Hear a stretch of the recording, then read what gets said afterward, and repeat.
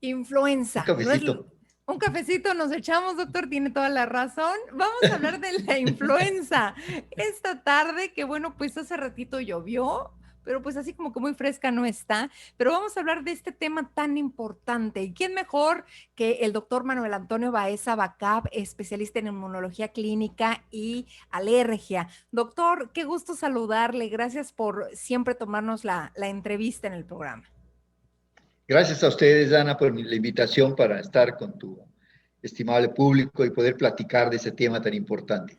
Wow, la influenza es un tema bien importante porque ahorita vamos a analizar la diferencia entre COVID, influenza y todo esto que desgraciadamente pues estamos viviendo. Pero empecemos por ahí, doctor, ¿qué es la influenza? Bueno, la influenza podemos decir que es una infección respiratoria. Eh, También se le llama gripe. Es un término que se usa también para designar a la influenza. Pero el término gripe como que lleva a la tendencia a confundirla con catarro, porque habitualmente decimos que tenemos gripa, que estamos agripados. Entonces, gripe es el sinónimo de influenza, pero en lo general yo prefiero llamar a esta enfermedad, esa infección respiratoria, influenza. Uh -huh. Es un proceso infeccioso ocasionado por un virus, por el virus de la influenza o los virus de la influenza, y ¿Cuáles pueden serían? causar Ajá. una enfermedad Perdón, que doctor. tiene un rango muy amplio, desde muy leve hasta muy grave. Incluso en ocasiones puede poner en peligro la vida o causar la muerte. Correcto. ¿Las molestias cuáles serían de la influenza, doctor? Algunas son muy características. Por ejemplo, sabemos que cuando la enfermedad inicia, los síntomas aparecen de manera súbita, de manera sin aviso empiezan las molestias y el síntoma, vamos a decir, principal o primordial es la fiebre. Una fiebre alta que puede dar escalofríos, que se puede acompañar de tos, de dolor de garganta, de molestias nasales como nariz tapada, escurrimiento de moco, dolores musculares, artralgias, dolor de cabeza, la gente se puede sentir cansada o fatigada, en ocasiones puede haber diarrea o vómito, pero esto es más frecuente en los niños. Y Correcto. si te fijas, después de enumerarte los síntomas que caracterizan a la influenza, me vas a decir, esos son los síntomas de De COVID. COVID, sí. De COVID. Pues sí, porque los síntomas de la infección respiratoria son los mismos, cualquiera que sea el agente. Estamos hablando de los síntomas que produce una infección por influenza, de los síntomas que produce COVID, y también estos mismos síntomas los pudiera producir otro virus respiratorio. Esto lleva a que sea difícil establecer un diagnóstico de certeza solamente con las molestias, sobre todo en esta temporada Sí. en la que tenemos o vamos a tener próximamente, ya entrado otoño e invierno, dos enfermedades prevalentes, COVID e influenza. Y no hay que olvidar, doctor, que la influenza en algún momento causó una pandemia también importante. Sí, hace algunos años, Sí, 2006, 2007, una epidemia por epidemia, H1N1. correcto. eh, Fue también vino de animales, fue un virus que vino de cerdos. Sí, De ahí provino esta cepa H1N1, que fue una pandemia que causó también una muchas mortalidad muertes. importante y pues muchísimas personas enfermas, Doc- incluyendo nosotros aquí en Mérida. Claro. Nos pegó esta pandemia en muchos pacientes. Yo recuerdo en alguno que otro evento haber andado con tapabocas cuando inició esta epidemia tan importante también. Pero ¿se puede complicar la influenza, doctor? Ahorita, bueno, ya hay vacuna, que ahorita vamos a hablar de ese tema, pero ¿se puede complicar la influenza? ¿Qué complicaciones puede tener? Generalmente la influenza es una enfermedad que va a curar entre 3, 4 días y 2 semanas. La mayor parte de la gente va a tener una enfermedad leve, a lo mejor algunos síntomas moderados, pero puede tener complicaciones. Puede tener complicaciones moderadas y puede tener complicaciones graves. Casi al inicio las complicaciones van a ser respiratorias. Podemos tener inflamación de los senos paranasales, o sea, lo que llamamos sinusitis. Sí. Y habitualmente esto es ya una complicación bacteriana. O podemos tener infección del oído medio, otitis media, lo cual se empeora la evolución de la enfermedad. Pero también podemos tener complicaciones graves como neumonía. Neumonía que puede deberse a la infección por el mismo virus o puede deberse a una infección agregada de tipo bacteriano, lo cual obviamente complica aún más la evolución de las personas que padecen influenza. Pero estas no son las únicas complicaciones ni las más graves. Puede afectarse el corazón, puede haber miocarditis, puede haber afectación del encéfalo y tener encefalitis, tener afectación muscular, insuficiencia renal, y podemos tener una infección generalizada que pone en peligro la vida y que lleva a la muerte a un buen número de personas cada año en esta de influenza estacional. Eso significa que es una enfermedad que tiene un impacto importante.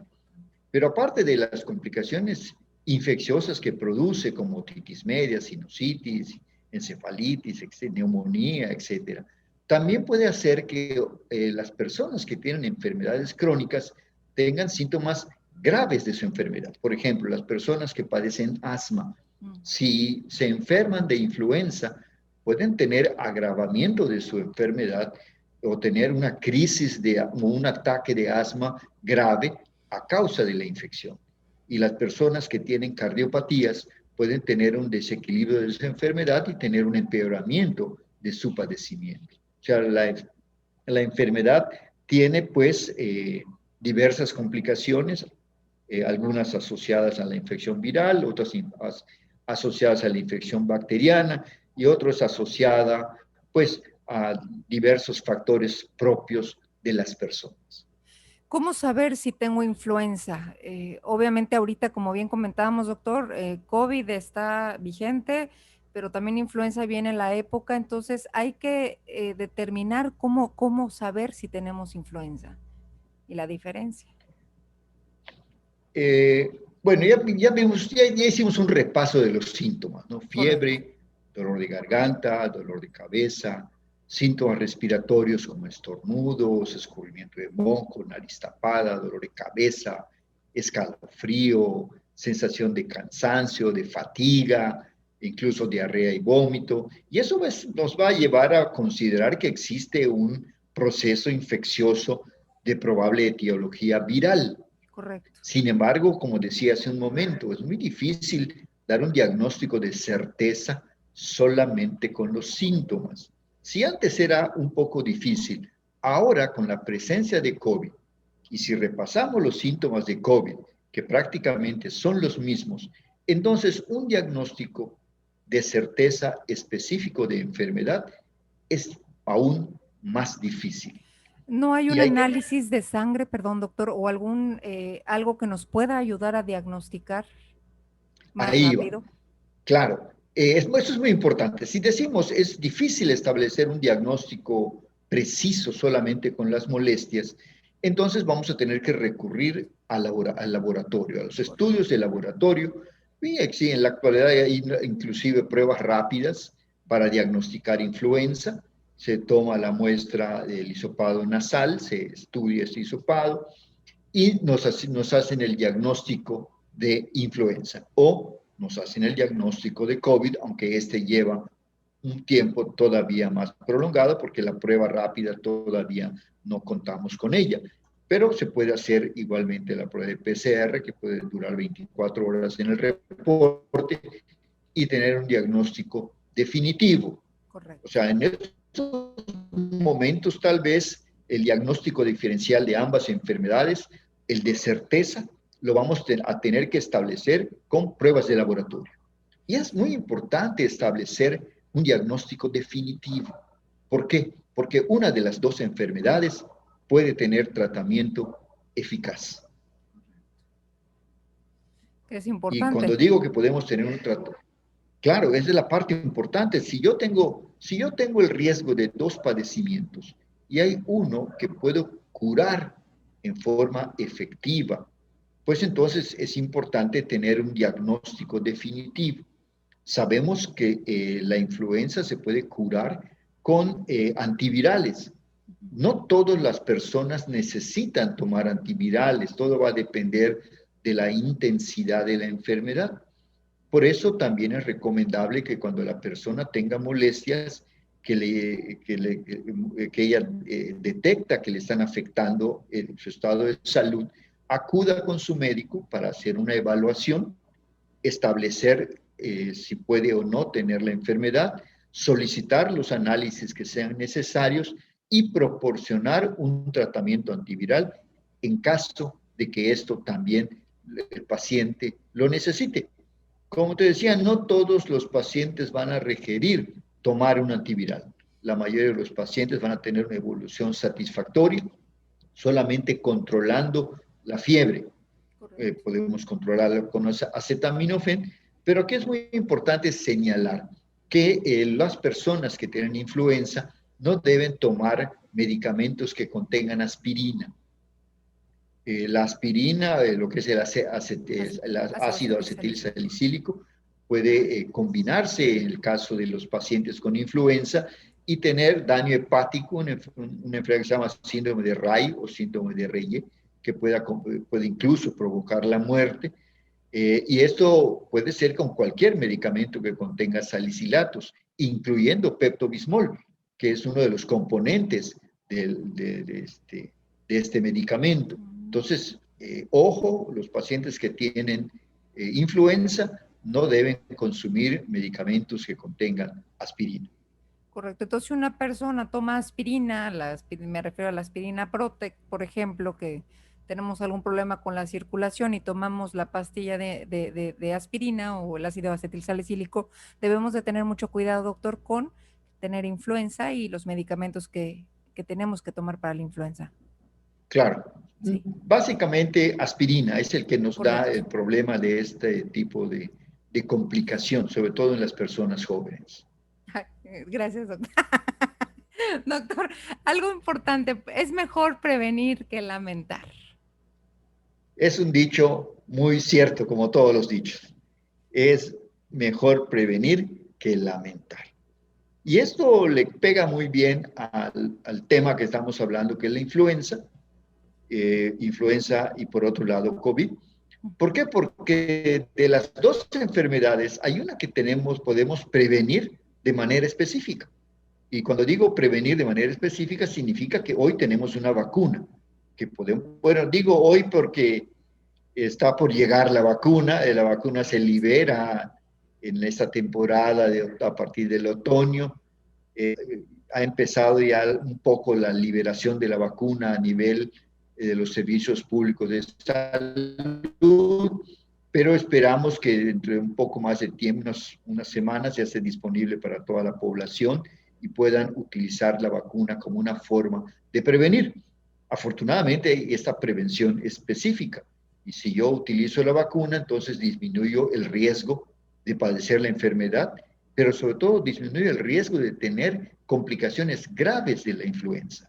Pero además, si podía yo tener dos infecciones en esa temporada, COVID e influenza, pues elimino una. Al ocurrir esto, van a haber menos personas enfermas que soliciten atención médica en los servicios de salud. Y obviamente volvemos a hablar de que los servicios no se van a saturar y se va a poder atender a las personas que lo requieran de la mejor manera. Esto que te cuento de que una persona puede tener primero COVID y a los pocos días tener influenza, es un hecho real. Hoy se reportó ya el primer caso de una mujer que tuvo COVID hace unos días, curó de COVID y ahora tiene influenza y en ambos padecimientos pues pone en peligro su salud. Doctor, y en el caso, por ejemplo, de esta situación, de esta persona que tuvo COVID, ya se curó de COVID, pero ahora tiene influenza, ¿qué hay con la vacuna? No se le puede poner ahorita, ¿verdad? Obviamente ya no tiene sentido, porque la vacuna suple a la infección. ¿Para qué sirve una vacuna? Yo me inyecto, en este caso, virus inactivados de influenza, me los inyecto y estoy induciendo un proceso, una respuesta inmunológica en contra de los virus de la influenza y mi organismo va a empezar a producir anticuerpos que me van a defender de la influenza. Y entonces ya no voy a sufrir la enfermedad porque ya tengo anticuerpos de defensa. Pero para que esto ocurra, tienen que pasar alrededor de 12 a 14 días. Yo me vacuno el día de hoy y dentro de 12 a 14 días ya tengo anticuerpos que me defienden de la influenza. Y estos mismos anticuerpos son los que se producen cuando yo sufro la infección. Me da la infección, empiezo la producción de anticuerpos, alrededor de 10 a 12 días ya tengo suficientes anticuerpos que terminan de eliminar la infección, pero en ese ínter yo ya sufrí la infección. O sea, el sistema inmunológico no me va a defender específico con anticuerpos, no me va a defender en esta primera infección, me va a dar anticuerpos para que no me dé de nuevo la enfermedad. Por eso no me vuelve a dar influenza en la temporada, o si me da va a ser con una cepa diferente, lo cual es raro. Claro. ¿Por qué no me da de nuevo influenza? Porque ya desarrollé anticuerpos. Entonces, si me da la infección, no tiene sentido poner la vacuna porque pues ya he desarrollado anticuerpos que me van a defender de esa cepa de influenza. Aquí entra un poco la discusión de si me vacuno o no me vacuno, porque la infección es con una cepa. En tanto que la vacuna, me vacuno contra 4 cepas. Correcto. No sé si estoy, explicándolo doctor, en forma correcta. Si me da la infección, me estoy defendiendo de uno. Pero hay 3 cepas más que pero nos si me pueden vacuno, dar. es de 4. Correcto. Claro, tengo 3 más que pudieran representar un proceso infeccioso en la temporada. Doctor, me encanta. Es raro, pero son situaciones que pueden ocurrir. Correcto. Doctor, me gustaría en otro programa platicar de quiénes deben de vacunarse contra la influenza y también hablar de mitos y realidades sobre la influenza. ¿Le parece? Claro que sí. Cuando tú me digas, es un tema súper interesante porque tenemos que definir quién se va a vacunar y cuáles son los mitos y las realidades de la vacuna de influenza.